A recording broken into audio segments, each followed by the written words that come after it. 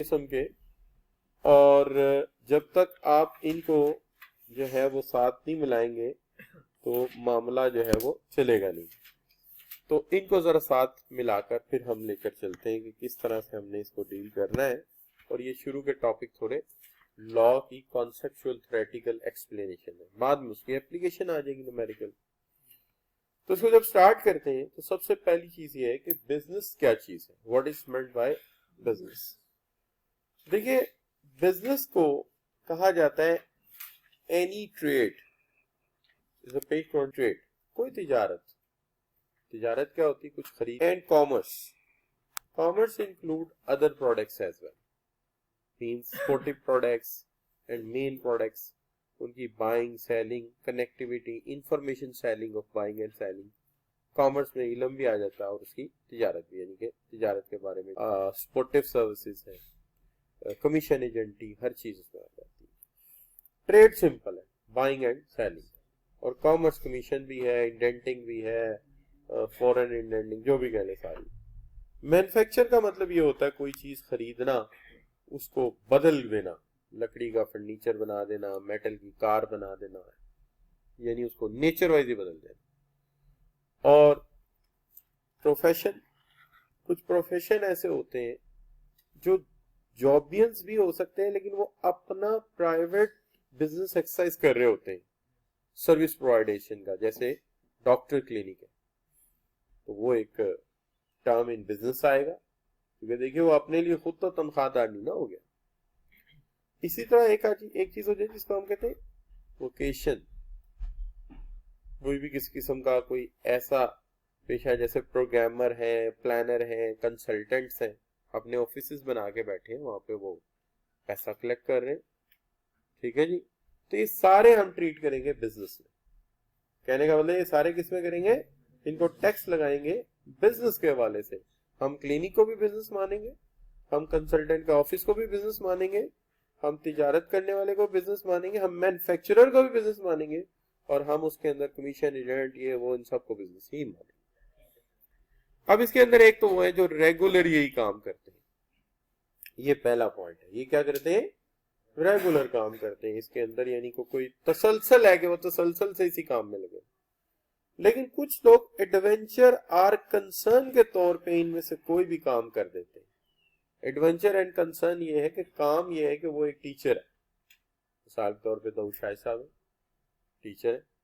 अचानक जेहन में ख्याल आया कि यार 2 4 5 छुट्टियां ऐसा क्यों ना करूंगा, फैसलाबाद से कोई 2 चीजें लाके यहाँ भेज दूं लाहौर में, 4 जनरेटर कराची में फालतू पड़े हैं, वहां से परचेज करके इधर ही मंगवा के भेज देता हूँ।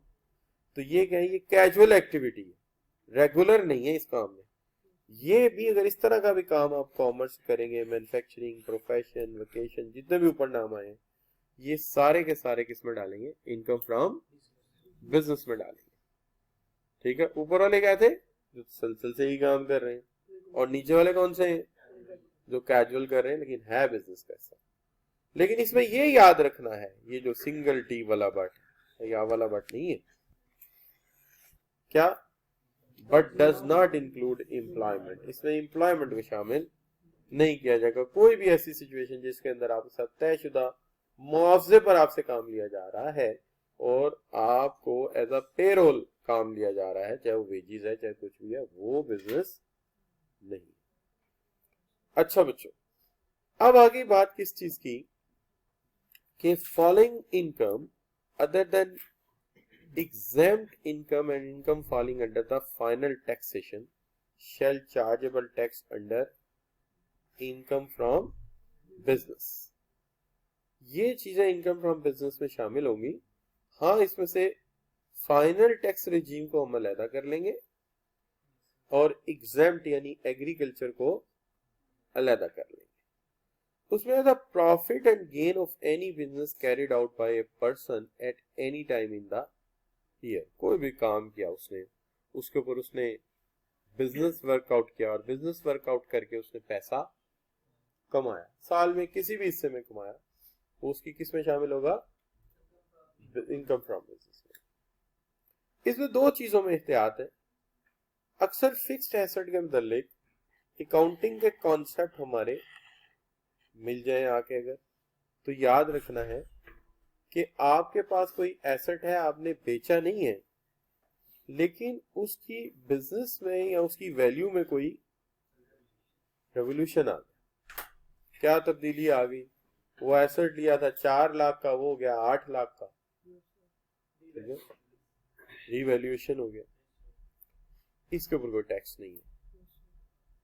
जब बिकेगा, खरीदा जाएगा, कोई बेचेगा, तब बिजनेस है। जब तक नहीं बिकता तब तक ये बिजनेस नहीं है। बहरहाल it is not a business at all, ये बिजनेस नहीं है। तो लिहाजा कोई भी एसेट की कीमत पड़े पड़े बढ़ जाए तो जज्बाती होने की कोई जरूरत नहीं है। वो एक मिसाल है ना, एक बंदा है, वो घर जा पूछता, अच्छा जी अब मेरे प्लॉट की क्या वैल्यू? प्रॉपर्टी डीलर कहता है बेचना है। नहीं नहीं, बेचना नहीं है, मैं बस दिल खुश कर रहा। और घर जाके जरूर बताएगा 2 करोड़ का था, अब 4 का हो गया। दिल खुश किया, लेकिन ना बेचा ना खरीदा, दिल खुश किया। तो दिल खुश करने का कोई टैक्स नहीं है, वो आप करते हैं। अच्छा, उसके बाद ये एनी कोई ये होता है, एक होती है इम्पेयरमेंट लॉस। ये आपने अकाउंट्स में पढ़ा होगा। ये क्या होता है कि एक एसेट खरीदा था, उसके साथ कोई ऐसा प्रॉब्लम आया कि अब उसकी वो बुकत नहीं रही, अब उसकी बुकत कम हो गई। इसको भी बैन ही उसी तरह से आपने रखना है, ये डिडक्टेबल नहीं है, डिडक्टेबल नहीं है। ट्रांजैक्शन होगी तब देखिए, लेकिन अभी हम नहीं मानते कि ये इस तरह से है। क्लियर जी? तो इसका मतलब है पड़े पड़े कीमत बढ़ जाने पे भी कोई चक्कर नहीं है और कम होने पे भी कोई चक्कर नहीं है। कारोबार वही है जो ट्रांजैक्शन आपने की है, यानी प्रॉफिट और gain of any business carried out by a person at any time in the year. जो उसने कोई ट्रांजैक्शन की, बेचा या खरीदा, उसमें कुछ कमाया, वही बिजनेस है, बाकी बिजनेस नहीं है। अब आगे बात क्या जी? One of the thing is this के जैसे बी पॉइंट है इसका, तो बी पॉइंट इसका क्या है जी? ये चल वैसे एक ही सेक्शन रहा है, जेन में रहना चाहिए, एंड दैट इज सेक्शन 18 ही चल रहा है। उसी का बी डिस्कस करने जा रहा हूं। Income of any trade profession association for sale of goods. मैंने यहाँ पे ये जो इस इंक में लिखा है, ये जेन में रहना चाहिए, ये मैंने ऐड किया है किताब में या थ्योरी में। ये लॉ का हिस्सा नहीं है। रिपीट कर रहे हैं, लॉ का हिस्सा नहीं है। मेरे समझाने का तरीका था कि अगर यहाँ ये लिख दिया जाए तो बात ज्यादा क्लियर हो जाती है। तो यहाँ मैंने लिखा कि income of any trade profession association chartered accountancy लिख देते हैं, आई कैप। सो यहाँ पे income of ICAP from sale of books of international accounting standards and manual of law or rendering services. कौन सी? सेमिनार्स दिए to its members, means chartered accountant, student नहीं, chartered accountants उसके member बन सकते हैं, आफ्टर क्वालिफाइंग बन सकते हैं ना। तो लिहाजा हम ये कह रहे हैं कि इनकम अर्न की हो, कैसे? मैनुअल दे के, किताबें दे के, नॉलेजेबल बुक्स दे के आप लोगों को, या इनकम अर्न की हो उन्होंने कोई सेमिनार वगैरह देकर कि जी फलां अकाउंटिंग स्टैंडर्ड आया, उसमें फलां विलियम साहब आए हुए हैं, उनका जरा लेक्चर तो सुन ले आके, और लेकिन उसकी जो पार्टिसिपेशन फी है वो है 2000 पर मेंबर। ठीक है जी, वो आपने पे कर दी, वो भी उनकी क्या है? इनकम। जो हमारा कॉन्सेप्ट है वो कहता है कि ये बी बिजनेस, इस पे भी टैक्स लगेगा अकॉर्डिंग टू बिजनेस। का मतलब है जितनी आप फी पे करते हैं बेफिक्र होके किया करें। हाँ, टेंशन की कोई बात नहीं, ये सब का ऑडिट होता है, इन सब की स्टेटमेंट बनती है, इसमें भी जो मुनाफा उस पे टैक्स लगेगा, इनकम फ्रॉम बिजनेस। एक और एक्सप्लेनेशन ये हो सकती है कि further it's clarified that the income drive bye cooperative, मैंने जानबूझ के हाउसिंग डाल दिया, कोऑपरेटिव हाउसिंग सोसाइटीज, जो आपको क्या देती हैं? प्लॉट और घर वगैरह आपके इनके कंट्रोल में होते हैं, जैसे वापडा टाउन, वलेंशिया टाउन। ठीक है जी। Housing societies from sale of goods, और गुड्स में क्या है? ठीक है जी। प्लांट्स फॉर होम, तो सोसाइटियों ने अक्सर नर्सरी बनाई होती है, प्लांट्स वगैरह देते हैं आपको मार्केट से सब्सिडाइज रेट पे, प्लांट्स ले लें ताकि सोसाइटी खूबसूरत बने। Immovable property like auction, new plots commercial, कोई जगह निकल आई बीच में फालतू पड़ी थी, 4 प्लॉट हैं बेचने, सबसे पहला राइट किसका है? ऑक्शन में मेंबर्स का। मेंबर्स को बुलाया जाएगा, उनको इश्तहार दिया जाएगा, वो फी पे करेंगे और वहां ऑक्शन होगी, ठीक है जी। तो इस पर भी तो पैसे बचेंगे। और फिर ये जो प्रोविजन दे रहे हैं सर्विसेज की, क्या क्या दे रहे हैं? सिक्योरिटी देते हैं, सैनिटेशन देते हैं, स्ट्रीट लाइट्स देते हैं, पानी देते हैं, ये सब भी क्या है? टैक्सेबल। यानी बेशक ये एसोसिएशन ऑफ चार्टर्ड अकाउंटेंसी हो गई या कोई एसीसीए बॉडी हो गई या कोई आईसीएमएपी की बॉडी हो गई, ये भी जो कमा रहे हैं ये भी मुनाफा है, और जो सोसाइटीज कमा रही है ये भी हमारे प्रॉफिट की टर्म में आता है, इस पर भी टैक्स लगेगा। क्लियर जी? ये तो दूसरा पॉइंट भी। तीसरा point, any income from hire of tangible movable property. मसला ये था कि यहाँ दो चीजें होनी चाहिए। हम अक्सर घर किराए पे देते हैं, उसको कहाँ ट्रीट किया था आपने? इनकम फ्रॉम प्रॉपर्टी, वो अलग हेड था। लेकिन जब आप मूवेबल प्रॉपर्टी की बात करते हैं, जैसे कार वगैरह, जिसकी सबसे अच्छी मिसाल है उबर या क्रीम, उस पर आपकी 10 गाड़ियां चल रही, ये कारोबार, मुनाफा कमाया जा रहा, ठीक हो गई जी बात। So these all are the included in the profit. Then you move for the D point, the fair value of any benefit, किसी बेनिफिट की क्या fair value, derived during a past, present or prospective business relationship।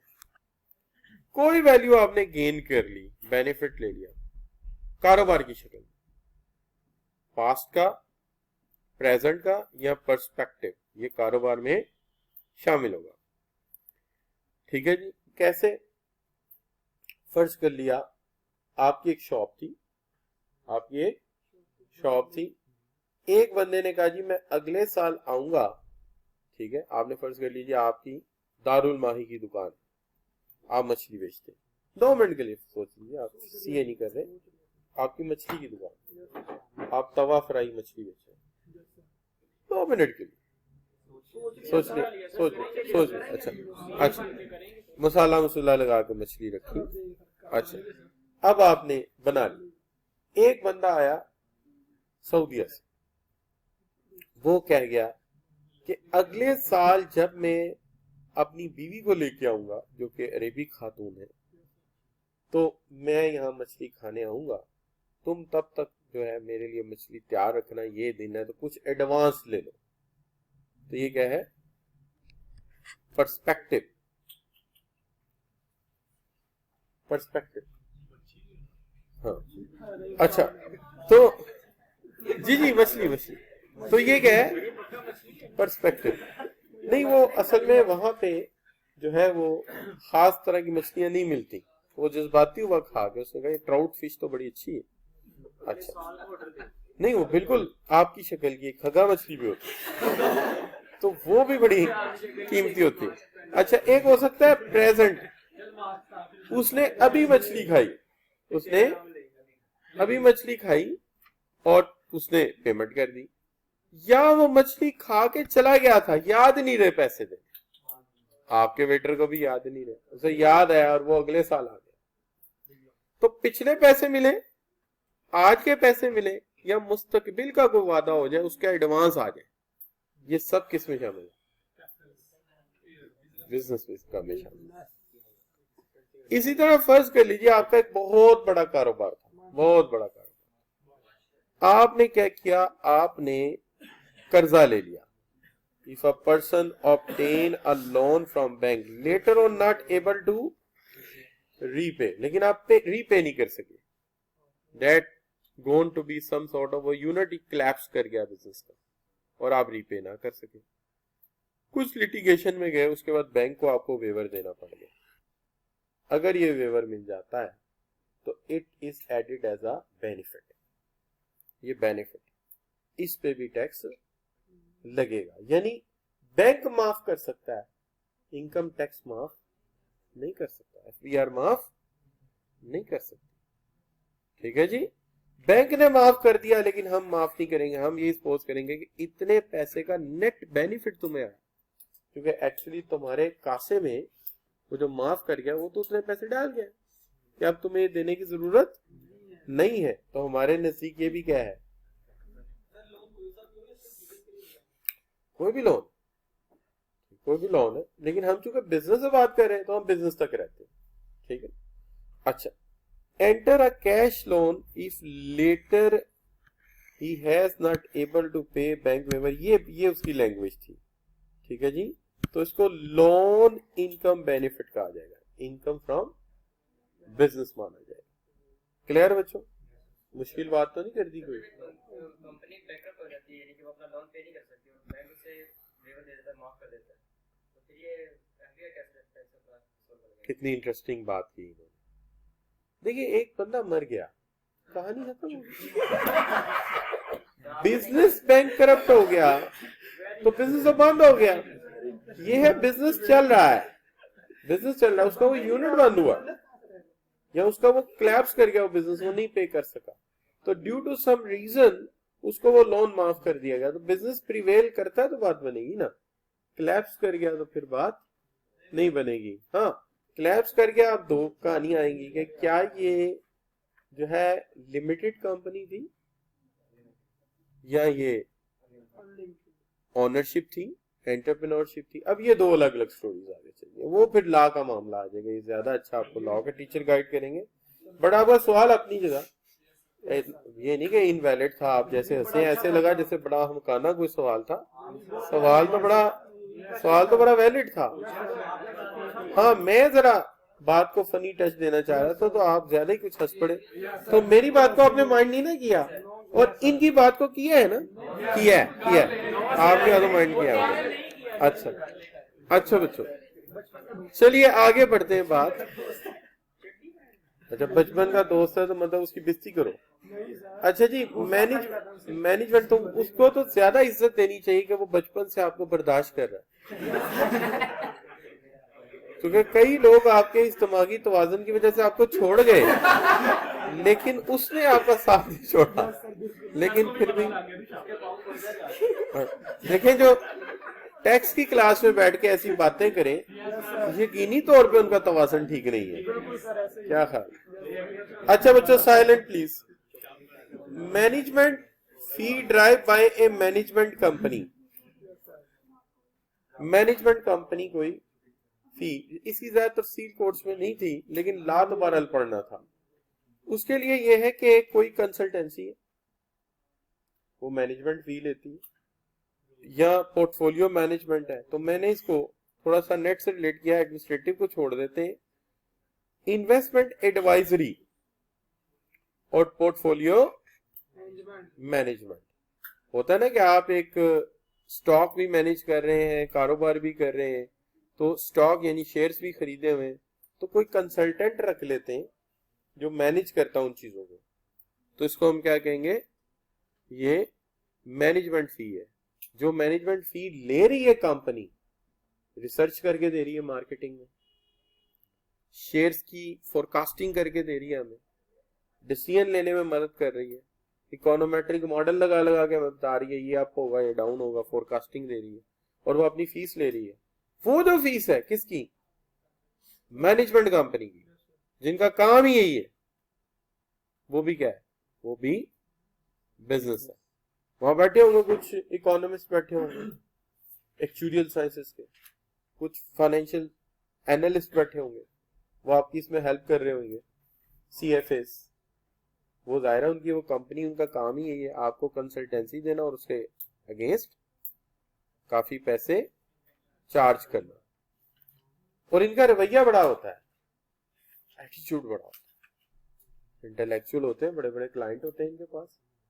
मुझे एक दफा एक छोटी company थी Morgan chemicals में, तो बॉस ने कहा कि जी कंसल्टेंसी के लिए जरा बात तो करिए, येलो पेज पे 1-2 नंबर ले। मैंने उसको कॉल की, उसने कहा जी आप अपना कंपनी प्रोफाइल भेज दीजिए, अगर इस काबिल हुए तो हम आपसे बात करेंगे।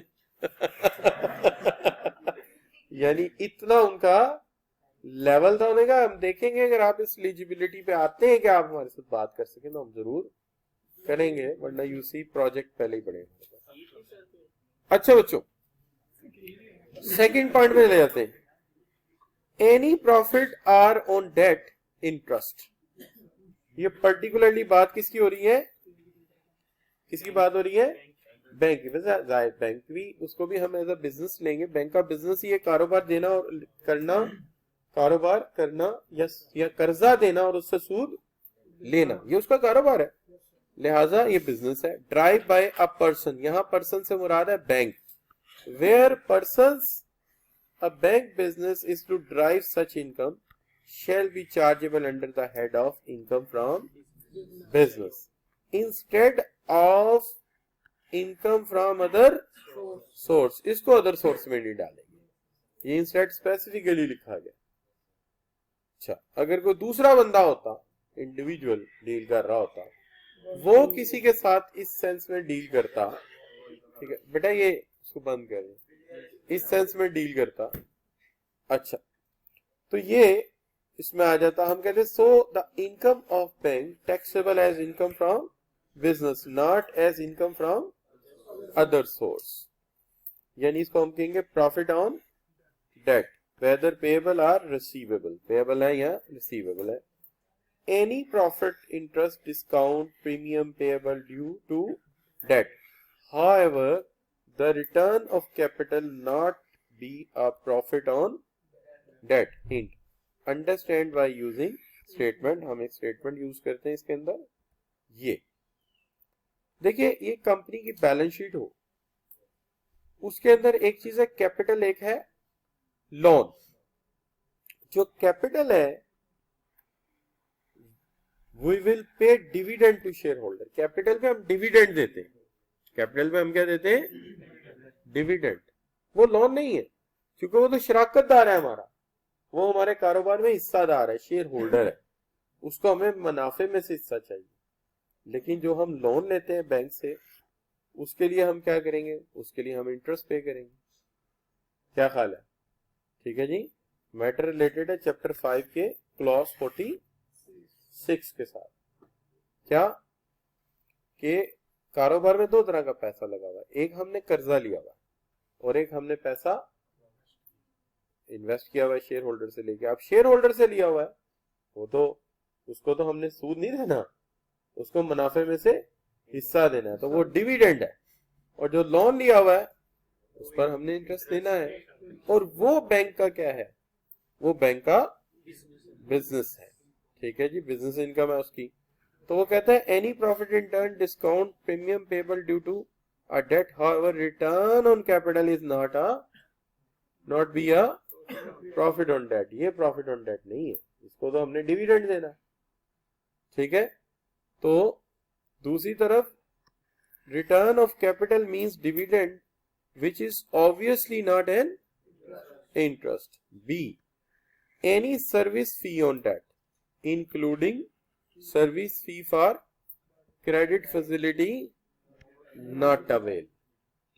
बैंक का वो पैसा जो उसने आपको कर्जे पे दिया, उससे जो उसको इंटरेस्ट मिला, वो उसका क्या है, प्रॉफिट है, ठीक है, उसका प्रॉफिट है। अच्छा, अगर किसी कंपनी ने कर्जा लिया है, बैंक से नहीं लिया, शेयर होल्डर से पैसा लिया हुआ, वो कर्जा नहीं है, उसके अगेंस्ट डिविडेंड देना। लेकिन जो तीसरी और आखिरी बात आई आपके सामने, बी पॉइंट, ये क्या है, आपने एक कर्जे के लिए अप्लाई किया, लेट्स से मेजान बैंक में, मुझे लोन चाहिए, जरा पहले से तय कर लेते हैं मुझे लोन मार्च में हर सूरत चाहिए और 1 मार्च को चाहिए। वो कहते हैं ठीक है, कहते हैं चलो हम डील कर लेते हैं आपस में। अब असेसमेंट की एक फीस मांग लेता है मेजान आपसे, मेजान आपसे असेसमेंट की फी मांग लेता है। लेटर ऑन मार्च में जाके आपकी फाइनेंशियल पोजीशन चेंज होगी, आपको उसकी जरूरत नहीं पड़ी। वो जो फी है वो क्या होगी, वो भी बैंक के लिए क्या है, दैट इज प्रॉफिट, बैंक के लिए बिजनेस इनकम। क्लियर जी। इसका मतलब है कर्जा दिया सूद कमाया मुनाफा, और कर्जा नहीं दिया सर्विस फीस ली, वो भी क्या है, प्रॉफिट में शामिल है, वो भी बिजनेस इनकम है। ठीक है जी, बैंक जो भी ट्रांजैक्शंस करेगा सब बिजनेस में। डेफिनेटली कैपिटल से इजाफी जो है वो उसका मुनाफा है, उस पर टैक्स लगेगा। और इसमें जाहिर है उसकी सर्विसेज लगी उसके एम्प्लॉयज की, पे तो उनको कर ही रहा था, तो डेफिनेटली इसमें कुछ ना कुछ तो उसको कमाया है सर्विसेज में भी। अच्छा बच्चों, ये यूनिवर्सिटीज लाखों रुपया प्राइवेट यूनिवर्सिटीज कमा लेती हैं सिर्फ एप्लीकेशन लेने में, और कई लोगों को दाखिले नहीं मिलते, पर्टिकुलरली मेडिकल और इंजीनियरिंग की फील्ड में। जो प्राइवेट यूनिवर्सिटीज उन्होंने तो इसको एक बहुत बड़ा सोर्स ऑफ इनकम बनाया हुआ कि एप्लीकेशन सबसे ले लो। एनटीएस में भी यही होता है भाई, तुम्हें अच्छी तरह पता है कि जिसके 60% नंबर है उसे मेडिकल में दाखिला नहीं मिलेगा, तो पहले उनका रिजल्ट आने दो, उसके बाद वहां पे क्राइटेरिया लगा दो कि जिसके 80+ स्कोर है वो आ जाए, जिसके 80 से लेस है वो आ ही नहीं सकता मेरिट में। रश थोड़ा होगा, काम अच्छा होगा। आप भेड़ बकरियां, जिसको ख्वाब भी आता है मैं डॉक्टर बनाऊं, मैंने व्हाइट गाउन पहना हुआ, वो भी अप्लाई कर देता है। बाद पहला है 2 सपनी है, रिजल्ट आने से पहले जो एमकैट की तैयारी कर रहा है, तो जाहिर बात है अकेडमी ने भी जाहिर है बैठा लेना। क्या ख्याल है, ये तो एक नेचुरल बात बनी हुई, वो बैठा लेंगे, हाँ तू बेटे बनेगा डॉक्टर। अच्छा बेटा, अब आ गया क्या जी, debt. Debt means any amount owing including account payable and the amount owing under the promissory note, bill of exchange, debenture। ठीक है जी। अच्छा, लोन से मुराद क्या है, सिर्फ वो लोन नहीं जो आपको उन्होंने कर्जे में दे दिया, सिर्फ वो लोन नहीं, उन्होंने वजाहत की है लोन में क्या क्या चीजें शामिल। प्रोमिसरी नोट है। अच्छा, ये प्रोमिसरी नोट क्या होता है, it is just like a paper, this is a paper on which written down कि at the time of demand after 3 months Mr. Jameel or the Jameel Private Limited will pay the 3 lakh rupees। ये promissory note है, ये promissory note है, लिख के दे दिया। पुराने दौर में बहुत यूज होता था, अब नहीं होता, पहले बहुत यूज होता था प्रोमिसरी नोट, प्रॉमिस करने वाला नोट, वादे वाला नोट। वो कहते जी ले लो पैसे, 3 लाख चाहिए ले लो, 3 माह बाद कितना दोगे जी, 3.25 लाख। ठीक है, तय हो गया, 3 लाख ले लो, लेकिन कागज पे लिखो। वो जो कागज लिखा हुआ वो क्या है, प्रॉमिस किया हुआ नोट। अदालत में तो वैसे चले जाते हैं और कोई बंदा गवाही भी देता कि इसने इससे पैसे लिए, मेरे सामने लिए, गवाही मान ली जाती, लेकिन कागज पे लिख लिया तो अच्छी बात। तो ये प्रोमिसरी नोट है। बिल ऑफ एक्सचेंज आप जानते हैं क्या होता है,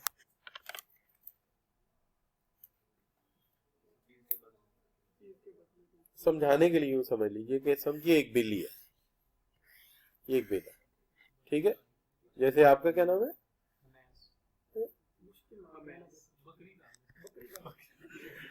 अच्छा जी, उमैस प्राइवेट लिमिटेड ने कुछ सामान दिया सीएफई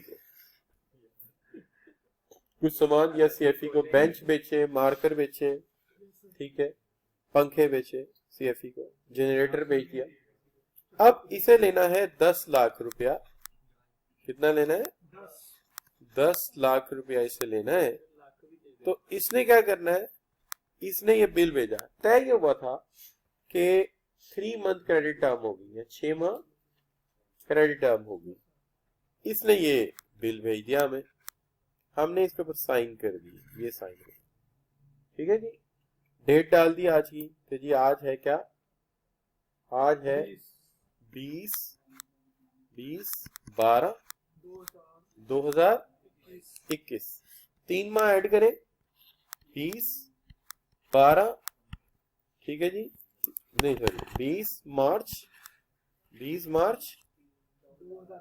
2022 को इसको कैश में। ये होता है क्या, बिल ऑफ एक्सचेंज। ये बिल ऑफ एक्सचेंज का दर्जा रखता है, ठीक है। तो ये किसी को भी ये दे के आगे काम चला सकता है। इसको पैसों की जरूरत पड़ गई, 1 माह बाद ही मेजान बैंक चला गया, ये उनको बेच दिया। 10 लाख क्या है, उन्होंने इससे 9,50,000 में ले लिया। 3 माह बाद पैसे लेने कौन आएगा? मिजान बैंक। तो ये कर्जा ही है ना, कर्जे का आगे कर्जा बेच दिया गया, मिजान बैंक को जरूरत पड़ गई, उसने स्टेट बैंक को दे दिया। स्टेट बैंक तो करते ही है ना जब बैंक फंस जाए। तो ये क्या है? ये भी एक कर्जे का इंस्ट्रूमेंट है, ये भी कर्जा है, तो कैरी फॉरवर्ड हो सकता है, बिल्कुल आगे से आगे वो चल सकता है। ठीक है, क्योंकि आप जानते हैं CFE को तो हर बंदा जानता है, चाहे स्टेट बैंक हो चाहे जो भी हो। अच्छा, आगे क्या है? डिबेंचर। डिबेंचर क्या होते हैं? शेयर्स की शक्ल का एक सर्टिफिकेट होता है, बजाय बैंक से कर्जा लेने के लोगों से कर्जा ले लो। ठीक है, तो दैट इज कॉल्ड डिबेंचर। तो ये सारे के सारे कर्जे में ही शामिल होते हैं। इसके ऊपर जो सूद कमाया जाता है वो इनकम फ्रॉम बिजनेस में काउंट होता है। क्लियर जी? इन तमाम में इनकम फ्रॉम बिजनेस में काउंट होता है। आगे आगे 2 पॉइंट्स, एक लेसर और एक लेसी। अब ये जो लेसर और लेसी का मामला है, ये बेसिकली है तो लॉ का ज्यादा, लेकिन हमारा ये पॉइंट नंबर 3 है इस लॉ का। इसमें एक सिचुएशन क्रिएट की गई है कि एक मशीन है, वो चाहिए थी let's say Aziz chemical works को, उनके पास पैसे नहीं थे, वो चले गए बैंक के पास कि जी हमें ये मशीन किसी तरह अरेंज करके दें। बैंक ने कहा जी ये मशीन हम ले लेते हैं, और भी कई लोगों ने डिमांड की है, तो आप इसकी पे कैसे करेंगे? उन्होंने कहा जी ये टर्म्स वगैरह नहीं, इसमें तो पेमेंट नहीं आ सकती। हमारे पास एक तरीका है, हम ये प्लांट आपको लेके दे देते हैं, लेकिन हम आपसे एज अ रेंटल सर्विसेज पे दे देते हैं, किराए पे देते हैं। कैसे पे देते हैं? किराए पे, यानी रिसीविंग एंड नहीं है कि आप किस्तें देते रहेंगे, प्लांट आपका हो जाएगा। जैसे हमें जनरेटर चाहिए, हम चले मिजान बैंक के पास, हो गए नहीं नहीं, जिस तरह का आप जनरेटर मांग रहे ये बहुत महंगा है, तो ऐसा करें आप इस चक्कर में ना पड़े, हम ले देते हैं, आप हमारे साथ एज अ लेसी एग्रीमेंट कर लें, क्या आप हर महीने हमें क्या किराया देंगे। किस्तें नहीं, किराया। किस्तें होती फिर तो हमारा हो जाएगा ना, समझ ना आप बात। Where a lessor is a schedule bank और लीजिंग कंपनी। स्केड्यूल बैंक है, लेसर कौन है? स्केड्यूल बैंक है या लीजिंग कंपनी है। They have leased out any asset amount rental, यानी ये क्या है? Rental paid by lessee to lessor shall be treated as income from business, treated in as a income from business. Now keep in mind, जो bank है या leasing company वो क्या है? लेसर है, तो कहेंगे it will buy the machine for lessee and will hand over to lessee, यानी इसका रोल ये होगा कि मशीन खरीदेगा और आपके हैंड ओवर करेगा। दूसरी बात क्या होगी? it will receive rental, तो ये क्या होगी इसकी? Income, income from business. ठीक है, दूसरी तरफ लेसी है, लेसी क्या करेगा? से that need a machine which he cannot buy and it will pay rental to lesser। अब ये इसकी इनकम फ्रॉम बिजनेस है और इसकी क्या है? एक्सपेंस। ये आपका इस वक्त नहीं है मैटर, लेकिन फिर भी आपके ज़हन में होना चाहिए कि उसके लिए एक्सपेंस है और इसके लिए इनकम है। लेकिन इसके अंदर एक चीज आ जाती है कि जो बंदा आपको रेंट आउट करके वो चीज देगा, जैसे आपने कैपिटल गेन में देखा होगा, घर आपको किराए पे लेके दिया, किराए पे दिया, लेकिन उसमें डेप्रिसिएशन अलाउड थी। इन अ सेंस 15% आप काट सकते हैं, क्योंकि घर में टूट फूट भी तो हो रही है, मेंटेनेंस। इसी तरह यहां पे भी आपको जो है वो क्या किया जाएगा? जो प्लांट आपने दिया है, जाहिर है प्लांट की कीमत भी वक्त के साथ साथ कम हो रही है, एब्सोल्यूट भी हो रहा है, टूट फूट भी है, लिहाजा क्या किया जाएगा? उसमें डेप्रिसिएशन ऑफ एसेट आपको अलाउ की जाएगी, चूंकि कारोबार की इनकम। क्लियर जी? इसकी इनकम है कारोबार, नो प्रॉब्लम।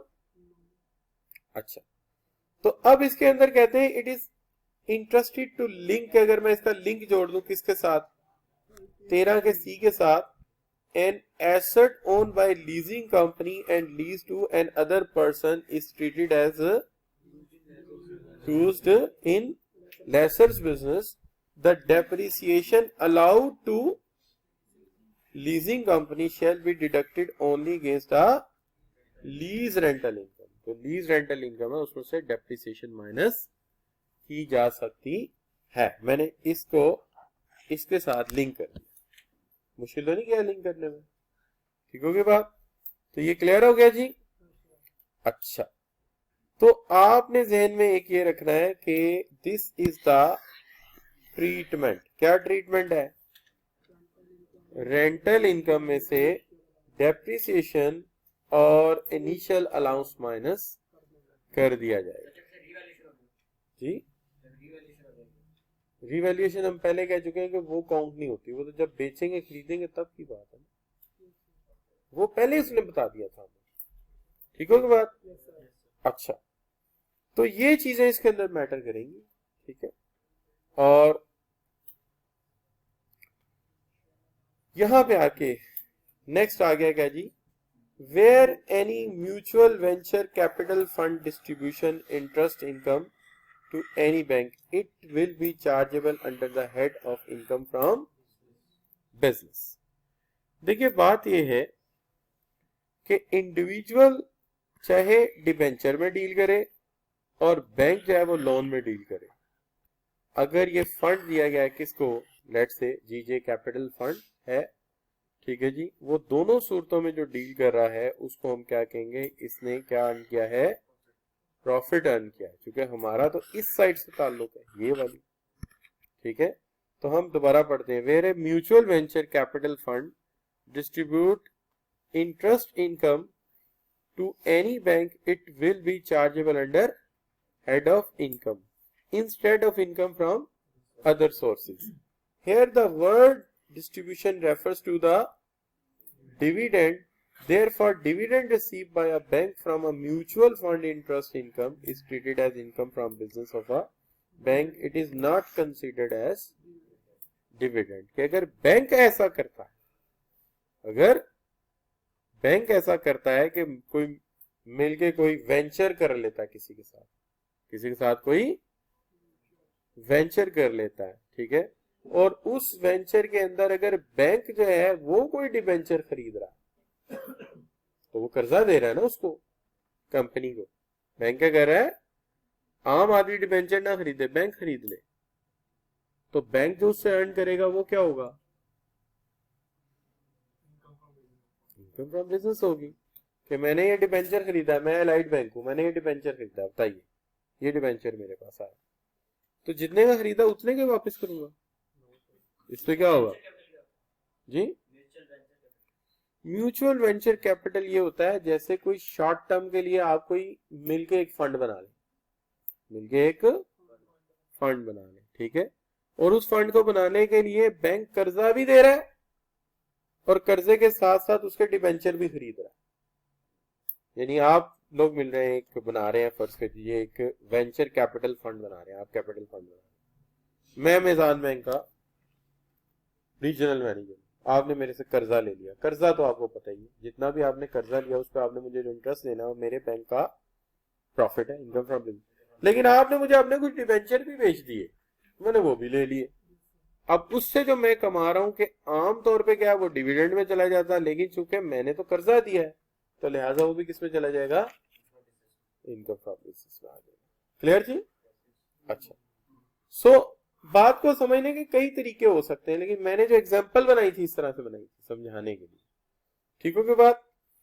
अच्छा जी, अब बात आ गई क्या जी, बात खत्म हो गई, आज के लिए इतना ही मैंने प्रिपेयर किया था इसको। अच्छा, अब इसमें यह है कि चूंकि ये जरा स्लाइड बेस्ड था तो जल्दी हो गया, अगर ये मैं उसको लेके जाता उस पे बोर्ड पे लाता तो फिर टाइम बहुत ज्यादा लग जाना था। तो इस तरह ये